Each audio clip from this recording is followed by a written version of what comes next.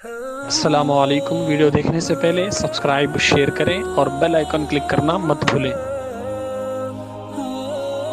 ہے تراوی اور تسابی سے مزین خوب تر، سحر و افطاری کی برکت پا رہا ہے ہر بشر، دولت تقوی سے سب کا ہو گیا تازہ ایمان، بولے خوش ہو کر رضوان مرحبا ماہ والصلاة والسلام علیکہ یا حبیب اللہ صلی اللہ تعالیٰ علیہ وسلم۔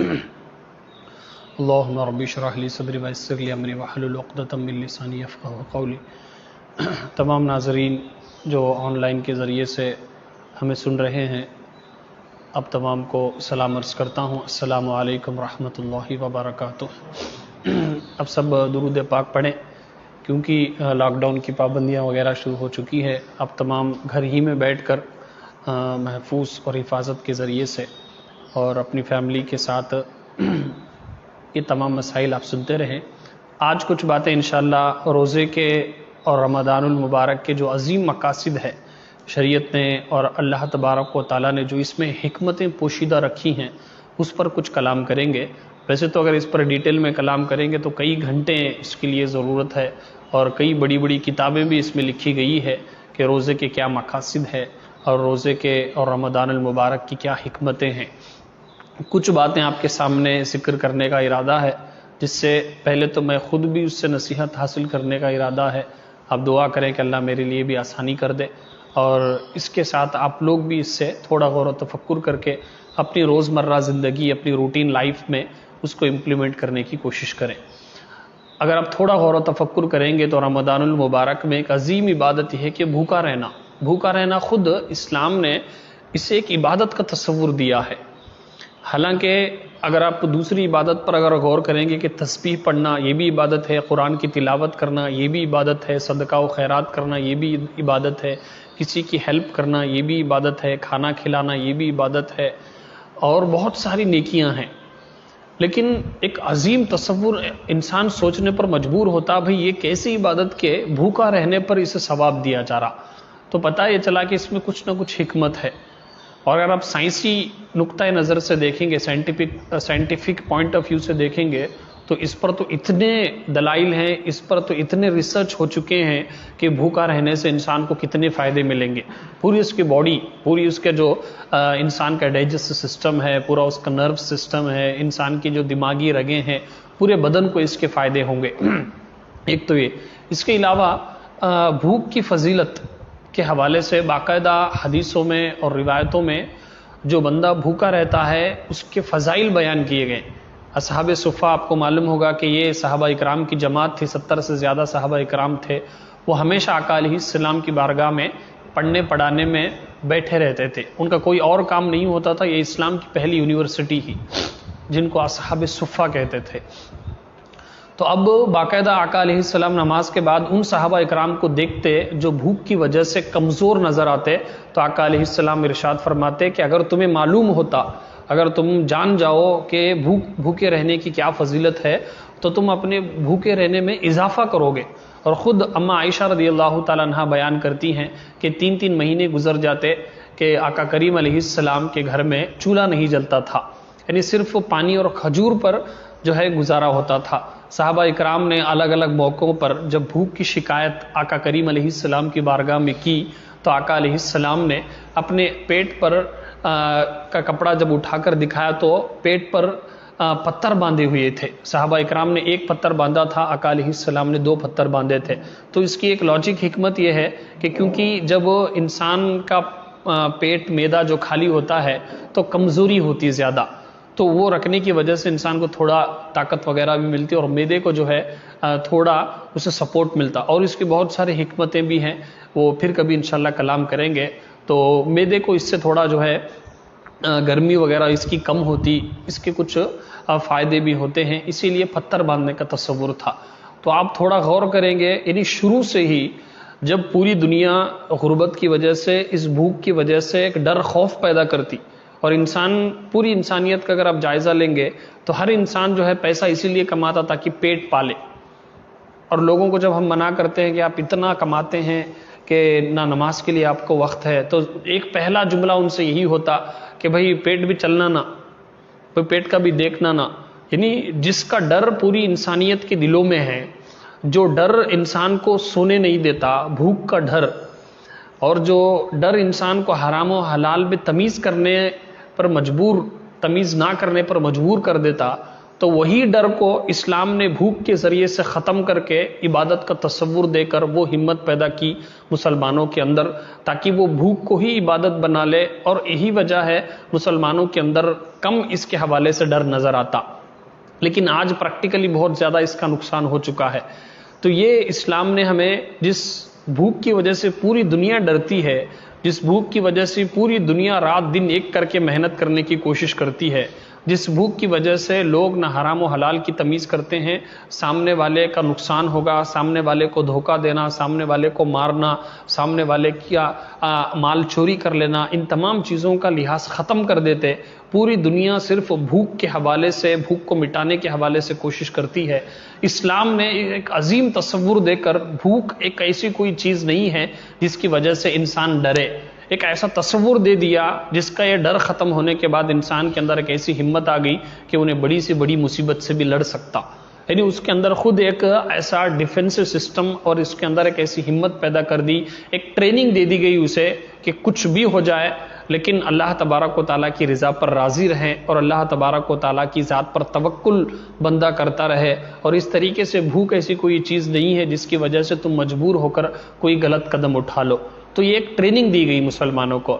یہی وجہ ہے فرمایا گیا کہ مکے سے لے کر طائف تک علماء مورخین فرماتے ہیں کہ 70 سے زیادہ صحابہ اکرام، ایک قول کے مطابق انبیاء کی مزارات ایسے ہیں جن کا وصال صرف بھوک کی وجہ سے ہوا، جو اس دنیا سے کسی بیماری کی وجہ سے نہیں، بھوکے تھے کئی دن تک بھوکے تھے، کچھ بھی نہ ملا، ایسے ہی ان کا انتقال ہو گیا. یعنی وہ کسی کے سامنے ہاتھ نہیں پھیلایا کرتے تھے. تو آپ تھوڑا غور کریں، جب جو ضرورت ہے انسان کو، اتنی سخت ضرورت کے بغیر کھائے پیے انسان جو ہے نہیں زندہ رہ سکتا، اس کے حوالے سے بھی ہماری شریعت نے اتنا بڑا تصور دیا. آج ہم جو عیاشی کے لیے اور زینت کے لیے اور زیادہ اپنی لائف کو لگژری بنانے کے لیے، کمفرٹ بنانے کے لیے، ہائی فائی جینے کے لیے جو ہم لوگوں سے قرضہ مانگتے ہیں، ہاتھ پھیلاتے ہیں، کبھی اس کے پاس لیے، کبھی لون لیے، کبھی بینک کے پاس لیے، تو یہ شریعت اجازت اس کی نہیں دیتی. اور اس سے انسان کو جو ہے ایک خودداری پیدا کرتا کہ کسی کے اوپر ڈیپینڈ ہونے کی ضرورت ہی نہیں ہے. وہ انڈیپینڈنسی شریعت دینا چاہتی ہے کہ کسی کے سامنے ہاتھ مت پھیلاؤ. دیکھو انسان، بھوک جو ہے سب سے زیادہ ضرورت انسان کی، بھوک کا جب انسان ہو جاتا ہے تو اسے کچھ بھی سمجھ میں نہیں آتا، اس کے اندر طاقت ختم ہو جاتی. اسی کے حوالے سے شریعت نے ہمت پیدا کر دی کہ تم بھوکے رہو تو آپ دوسری چیزوں کے لیے سامنے ہاتھ پھیلانا. تو اس سے ایک بڑا سبق ہمیں ملتا کہ ہم جو چھوٹی چھوٹی چیزوں کے لیے، کھانے پینے کے لیے، ہمارے ہاں دوسرے ایک گٹکا، سگریٹ، ایسی فضول چیزوں کی عادت اتنی پڑ جاتی. بعض ہمارے شرابی بن جاتے جو گھر کا سامان بھی بیچ دیتے، گھر کی پراپرٹیاں بھی بیچ دیتے، گھر کے جو چھوٹے موٹے سامان، کپڑے وغیرہ بھی بیچ دیتے، کبھی سلنڈر بیچ دیتے، پینے کی وجہ سے، شراب پینے کی وجہ سے. جو شریعت بھوکا رہنے کا اتنا تصور دیتی ہو کہ بھوکا رہ کر کئی دن تک فاقہ کش کر لینا، اور ان کو باقاعدہ، مطلب اسلام، مسلمان اس زمانے میں مشہور تھے کہ بھوک کے حوالے سے بہت زیادہ ان کے اندر فضائل بیان کیے، اور بھوک کو برداشت کرنے کی طاقت بہت زیادہ ان کے اندر ہے. تو شریعت جب اس قدر تصور دیتی، کیونکہ دوسرے کے سامنے انسان ہاتھ نہ پھیلائے، بھوکا رہ جائے، اس سے زیادہ مجبوری تو کوئی نہیں ہوگی، اس سے زیادہ بڑا انسان کو تکلیف تو نہیں ہوگی. جب بھوک ہی کے حوالے سے جب انسان کی تربیت اور ٹریننگ دے دی گئی، آخر دوسری چیزوں کے حوالے سے انسان کو کیا ضرورت پڑتی. یعنی انسان کو انڈیپینڈنٹ ہونے کا ہمیں ایک تربیت دی گئی. اسی طریقے سے اب آپ دیکھیں کہ یہ چھوٹی چھوٹی چیزوں کے حوالے سے جو ہاتھ پھیلاتے، اسے یہ سخت منع کیا گیا. اسی لیے حدیث میں فرمایا گیا جو بغیر کسی سخت مجبوری کے دوسرے کے سامنے ہاتھ پھیلائے یہ حرام ہے، اور جو اس طریقے سے پوچھے اسے دینا بھی ناجائز ہے. اب مسلمانوں کی اکثریت جو ہے، آپ سرکلوں میں اور دکانوں پر اور آپ کو مساجد کے پاس، درگاہوں کے پاس بھیک مانگتے ہوئے نظر آتے. کیوں بھیک مانگ رہے؟ بھوک کے واسطے نہیں، عیاشی کے واسطے، کیونکہ ان کا دھندا بن چکا، ان کا کاروبار بن چکا کہ یہ بھیک مانگے. جو شریعت بھوک کو برداشت کرے، جو شریعت یہ تصور دیتی ہے کہ تم بھوکے رہ جاؤ لیکن کسی کے سامنے ہاتھ نہ پھیلاؤ، تو ہمارے بزرگان دین ایسی ان کی زندگیاں ایسی گزرتی تھی۔ ابراہیم بن ادہم رحمۃ اللہ علیہ اور سفیان بن ثوری رحمۃ اللہ علیہ، یہ 3 دن کے بعد کھایا کرتے تھے۔ وہ بھی کیسا، ان کے پاس سوکھی روٹی ہوا کرتی تھی، لیکن ہمیں چائے کے لیے پیسے نہیں کرتے، چائے پلاوا کر بول کو زبردستی سامنے دوست کے پاس پیسے لے کو ہمیں چائے پیتے، اور باقاعدہ کہیں جانا ہے اور سنیکس وغیرہ کھانا ہے تو زبردستی ہمیں سامنے والے کے پاس منگ کر کھاتے۔ اب وہ کب، حالانکہ دوپہر میں 2 گھنٹے پہلے کھائے رہتے ہمیں، حالانکہ 3 گھنٹے پہلے کھائے رہتے، ایسا نہیں کہ بھئی بھوک کی شدت ہو، تڑپ رہا تب انہیں ہاتھ پھیلا رہا، ایسا نہیں۔ تو اب 3 دن کے بعد بھی جو بزرگان دین جو ہے بھوکے پیسے رہتے تھے، حالانکہ وہ کرامت تھی ان کی، لیکن ایک فضائل کے لیے میں آپ کو ذکر کر رہا ہوں۔ اسی طریقے سے بعض بزرگان دین تو ایک مہینہ تک، ہمارے خود غوث اعظم رحمۃ اللہ علیہ کے بارے میں فرمایا کہ کئی مہینے تک بھوکے رہتے تھے۔ تو بھوکا رہنا خود ایک بہت بڑی عبادت ہے، اور اس کے حوالے سے اسلام نے یہ تصور دے کر ہمارے دل سے ڈر اور خوف کو ختم کیا گیا ہے۔ کوئی بڑی چیز نہیں، اگر اللہ چاہے تو کئی دن تک بھی انسان کو زندہ رکھ سکتا ہے بغیر کھانے پینے کے بھی۔ تو لیکن آج اس کا بالکل اپوزٹ ہو گیا۔ آج سب سے زیادہ کھاتے پیتے اگر کوئی فیملی ہے تو وہ مسلمان، حالانکہ کھانے پینے پر جو غیر مسلم ہے اور جو نان مسلمس ہے اور جو پڑھے لکھے دنیاوی طبقے کے حوالے سے ان کے بہت زیادہ کنٹرول ہوتا، وہ باہر کے آئٹمس نہیں کھاتے، لیکن ہمارے بچوں کو اور ہم خود بھی اتنا زیادہ کھلاتے، ہمارے بچے کرکرے بھی کھاتے، بسکٹاں بھی کھاتے، چاکلیٹاں بھی کھاتے، باہر کے آئس کریماں بھی کھاتے، اتنا زیادہ ہمیں خود بھی کھاتے اور ہمارے بچوں کو بھی کھلانے کی عادت ہمیں اتنا زیادہ ڈال دیے، جس کی وجہ سے اتنا زیادہ مسلمان معاشرہ جو ہے بہت زیادہ عام ہو چکا۔ آپ لوگ درود پاک پڑھیں، صلاۃ والسلام علیکہ یا رسول اللہ، صلاۃ والسلام علیکہ یا حبیب اللہ صلی اللہ تعالیٰ علیہ وسلم۔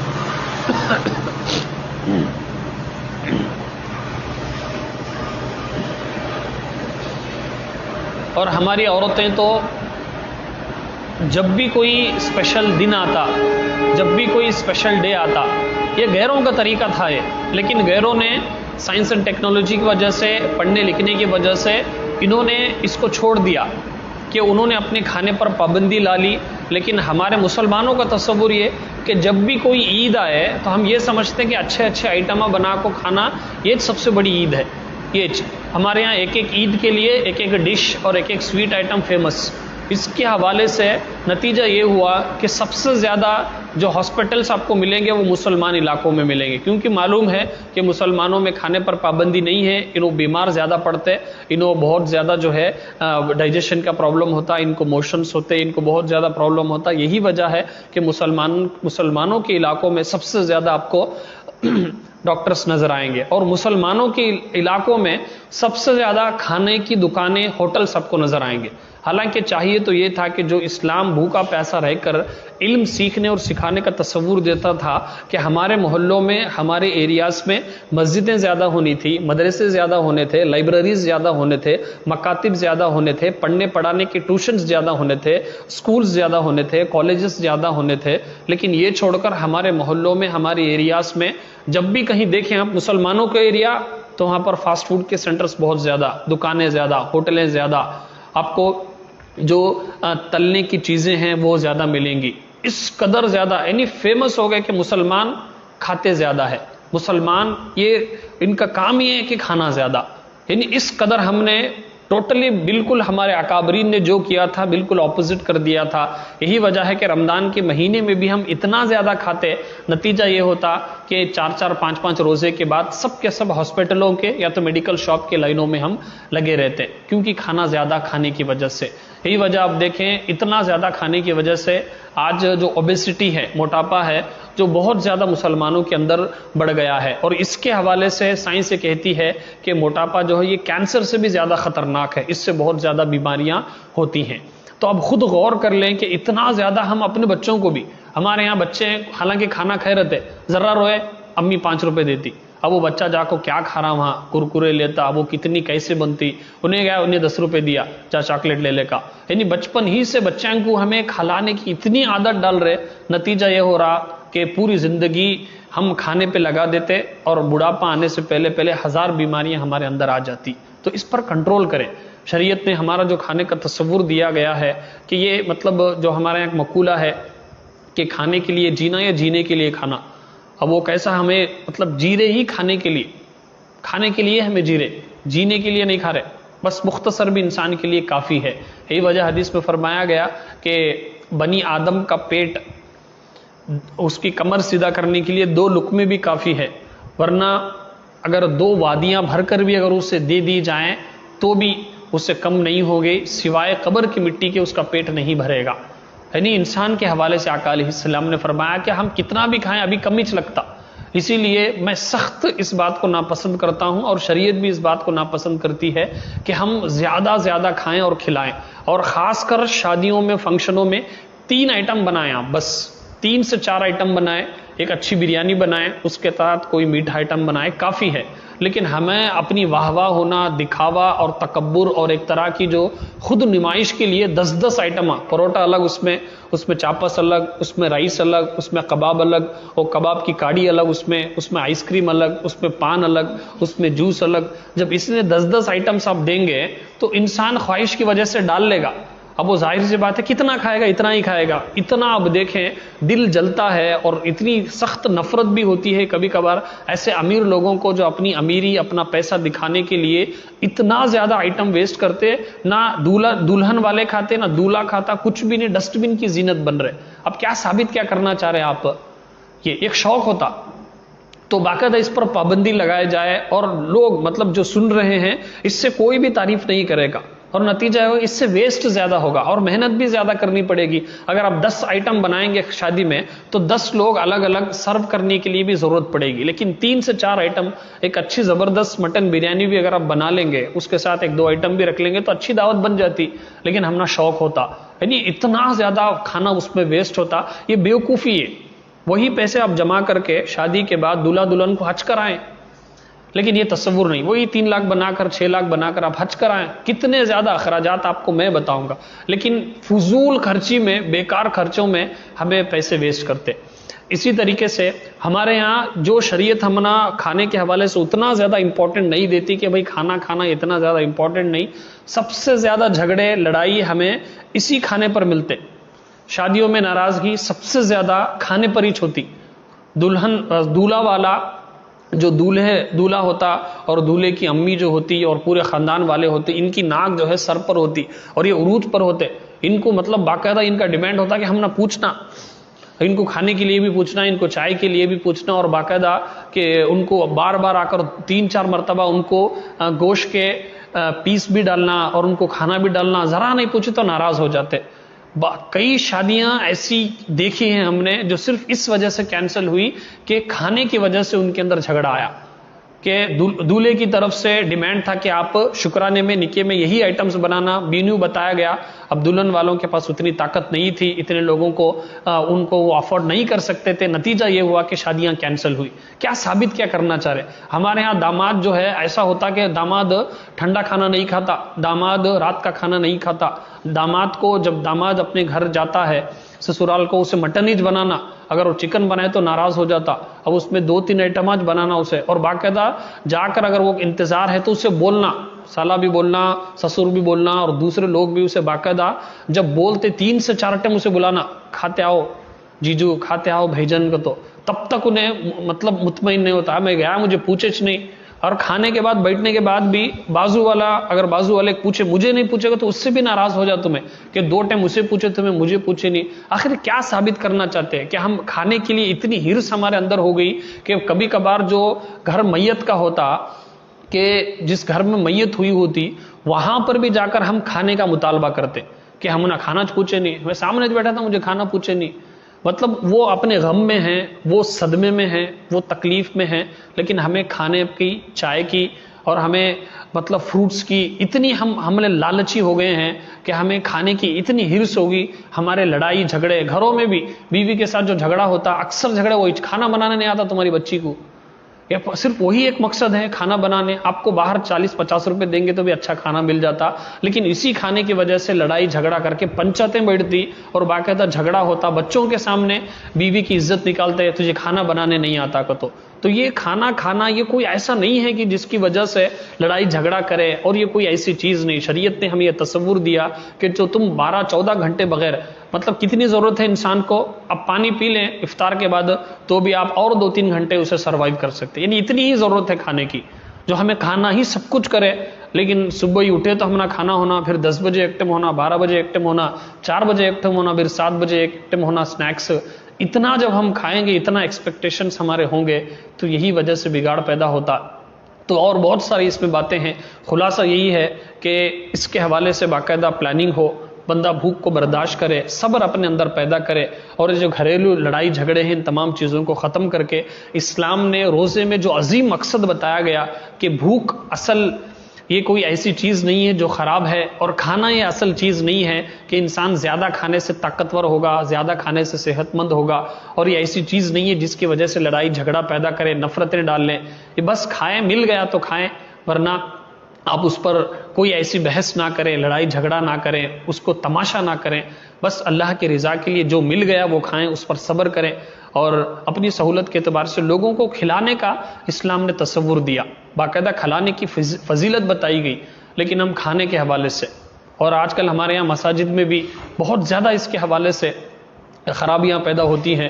اب وہ کھانا جو روزداروں کو بھیجا جاتا وہ روزداروں کے لیے ہے, بچ گیا, ویسٹ ہو رہا, تب جو ذمہ داران ہے, متلی ہے, سیکریٹری ہے, جو بھی ہے, انہوں اپنے آس پاس کے لوگوں کو دے سکتے, اپنے گھر کو لے جا سکتے, ویسٹ ہو رہا تو.